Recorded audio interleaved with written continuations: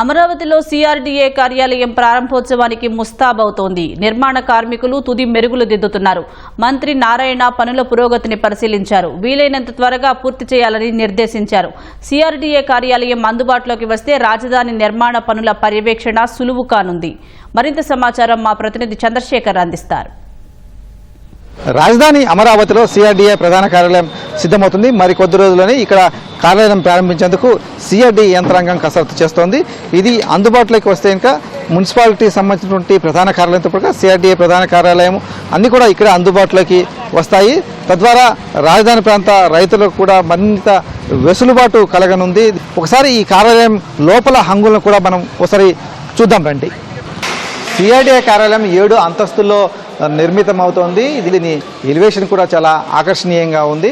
త్వరలోనే ఇక్కడి నుంచి కార్యకలాపాలు ప్రారంభం కానున్నటువంటి వేళ ఈ కార్యాలయంలో ఎలాంటి ఇబ్బంది లేకుండా అన్ని రకాల హంగులు కావచ్చు, వసతులు కావచ్చు, అవన్నీ కూడా అందుబాటులోకి తెచ్చేందుకైతే సిఆర్డీఏ యంత్రాంగం చాలా తీవ్రంగా శ్రమిస్తోంది.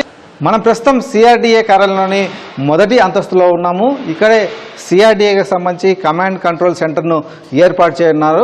అంటే సిఆర్డీఏకు సంబంధించినటువంటి ప్రధాన విభాగాలు కావచ్చు, అటు పర్యవేక్షణ కావచ్చు, ఈ ప్రాంతం నుంచే సాగనుంది. దీని పట్ల రాజధాని ప్రాంత రైతులు కూడా చాలా సంతోషం వ్యక్తం చేస్తూ ఉన్నారు. ఇప్పటి వరకు విజయవాడలో లెర్నింగ్ సెంటర్లో ఉందండి. కనీసంగా బైక్ పెట్టుకోవడానికి కూడా మాకు ఖాళీ ఉండేది కదండి. మా గ్రామాల మధ్యన ఇక్కడ ఉండటం కానీ, అమరావతి అభివృద్ధిలో కూడా ఇక్కడ ఆఫీస్ ఉండటం కూడా ఒక భాగం అని మా ఆలోచన అండి. ఎందుకంటే ఇక్కడ కంపెనీలతో కానీ, ఇక్కడ అధికారులతో కానీ కాన్ఫరెన్స్ చేయడానికి కానీ, వాళ్ళతో మీటింగ్ జరగడానికి కానీ, దేనికైనా కానీ అన్ని సదుపాయాలు ఉన్నాయి. ఇక్కడ అన్ని రకాలుగా బాగుంటుందని చెప్పి మా అమరావతి రైతులుగా మేము చాలా ఆనందంగా ఉందండి. మేము ఇప్పటి వరకు ఎక్కడో విజయవాడ వెళ్ళి అక్కడ చాలని కార్యాలయం, అందరూ ఎక్కడ ఉంటారో తెలియదు. అలాంటి కార్యాలయాన్ని ఇప్పుడు మా ముంగేటకి మా చెంతకు తీసుకురావటం అనేది ఆనందంగా ఉంది. ఒకటండి, ఇక్కడ సిఆర్డీఏ కార్యాలయం ఇక్కడికి వస్తే రైతులకు ఉన్నటువంటి సమస్యల పరిష్కారానికి చొరవ చూపటం కానీ, మేము వెళ్ళి అక్కడ అర్జీలు ఇచ్చుకోవటానికి కానీ, మా సమస్యలు తెలియజేయడానికి కానీ దగ్గరగా రావటం చాలా సంతోషం. ఇప్పటి వరకు జగన్మోహన్ రెడ్డి ఏం చెప్పాడు, తాత్కాలిక బిల్డింగులు అని చెప్పేసి అన్నాడు. ఒకసారి జగన్మోహన్ రెడ్డి మీరు కానీ మీ నాయకులు కానీ కళ్ళు పెట్టుకొని చూడండి. రాజధాని అమరావతిలో చంద్రబాబు నాయుడు గారు వచ్చిన తర్వాత ప్రారంభోత్సవం కాబోతున్నటువంటి తొలి కార్యాలయం ఇది కావటం కూడా మాకు సంతోషంగా ఉందండి. మా రైతులు బాగానే మేలు జరిగిద్దండి. ఎందుకంటే మాకు అందుబాటులో ఉంటారు కదా, మా రైతులు కూడా వచ్చి మాట్లాడుకుంటారు వాళ్ళతో, ఆఫీసర్లతోటి. ఇప్పుడు ఇవాళ సిఆర్డీ ఆఫీస్ ఉంది. మరి ఇవాళ ఎంత వర్షాలు పడ్డా కానీ కాంట్రాక్టర్ల దగ్గర నుండి పని చేసుకున్నారు కాబట్టి కాంక్రీట్ వర్కులు మొత్తం జరిగిపోతున్నాయి. మరి అంతా చంద్రబాబు నాయుడు చేయాలంటే చేయలేడు కదా. ఒక్కడ చేస్తాడా, కుటుంబంలో ఒక పెత్తందారు చేస్తాడు, చేయలేడుగా. కుటుంబం అంతా కలిసి వస్తేనే పెత్తందారు ఉంటాడు.